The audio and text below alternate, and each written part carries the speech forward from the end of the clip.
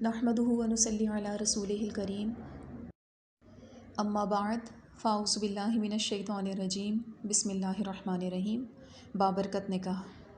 نکاح کی اس مجلس میں سردار ابو طالب نے بڑا خوبصورت خطبہ پڑھا۔ انہوں نے اس میں اللہ تعالیٰ کا شکر ادا کیا جس نے انہیں ابراہیم علیہ السلام کی اولاد میں پیدا کیا اور بیت اللہ کی تولیت کا شرف بخشا۔ پھر انہوں نے اپنے بھتیجے محمد بن عبداللہ صلی اللہ علیہ وآلہ وسلم کی تعریف کرتے ہوئے ان کے فضل، حلم، امانت، دیانت، شرافت اور عقل و فراست کا ذکر کیا۔ ان کا کہنا تھا، اگرچہ میرے اس بھتیجے کے پاس مال و دولت زیادہ نہیں ہے، مگر دولت کا کیا ہے، وہ تو ڈھلتا ہوا سایہ ہوتی ہے۔ اس کے بعد انہوں نے حق مہر کا اعلان کیا۔ اس طرح کے تعریفی جملے کہنے کے بعد جب وہ بیٹھے تو ورقہ بن نوفل اٹھے۔ ایک روایت کے مطابق یہ نکاح انہوں نے پڑھایا۔ انہوں نے بنو ہاشم کے فضل و شرف اور کرم و سخاوت کا اعتراف کیا اور مقررہ مہر پر اس مبارک جوڑے کو رشتہ ازدواج میں منسلک کر دیا۔ مہر کی یہ مقدار 20 اونٹ تھی۔ بعض روایات کے مطابق یہ مقدار 500 درہم تھی۔ شادی کے وقت سیدہ خدیجہ رضی اللہ تعالی عنہ کی عمر مبارک 40 برس اور آپ صلی اللہ علیہ وآلہ وسلم کی عمر مبارک 25 برس تھی۔ یہ تقریب بعثت نبوی سے 15 برس پیشتر منعقد ہوئی۔ واقعہ فیل کو اس وقت 25 برس بیت چکے تھے۔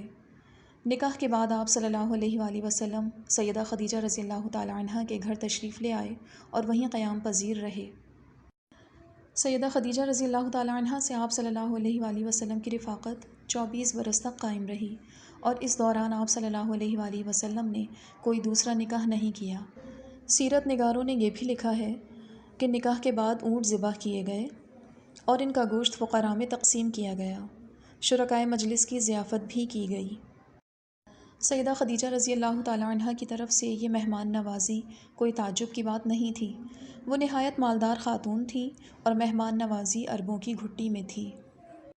روایات میں مذکور ہے، شادی کی اس تقریب میں دیگر مہمانوں کے علاوہ آپ صلی اللہ علیہ وآلہ وسلم کی رضائی والدہ سیدہ حلیمہ سعدیہ رضی اللہ تعالی عنہ بھی شریک تھیں۔ جب وہ واپس جانے لگیں تو اس مبارک جوڑے نے انہیں 40 بکریوں کا تحفہ بھی دیا۔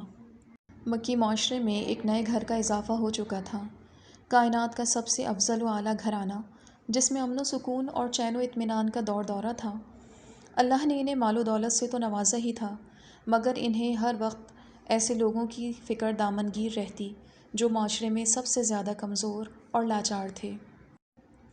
ایسے لوگوں کی دل کھول کر مدد کی جاتی، یتیموں، بیواؤں اور مسکینوں کے ساتھ حسن سلوک کیا جاتا اور ان کی خفیہ اور اعلانیہ مدد بھی کی جاتی۔ رشتہ داروں کے حقوق کا بطور خاص خیال رکھا جاتا۔ اس گھر میں 2 بچے بھی پرورش پا رہے تھے۔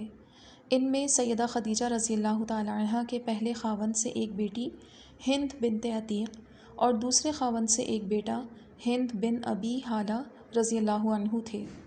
انہی کے نام سے سیدہ خدیجہ رضی اللہ تعالی عنہ کی کنیت ام ہند تھی۔ یہ بچے اللہ کے رسول صلی اللہ علیہ وآلہ وسلم کے ربیب تھے۔ وآخر دعوانا ان الحمد للہ رب العالمین۔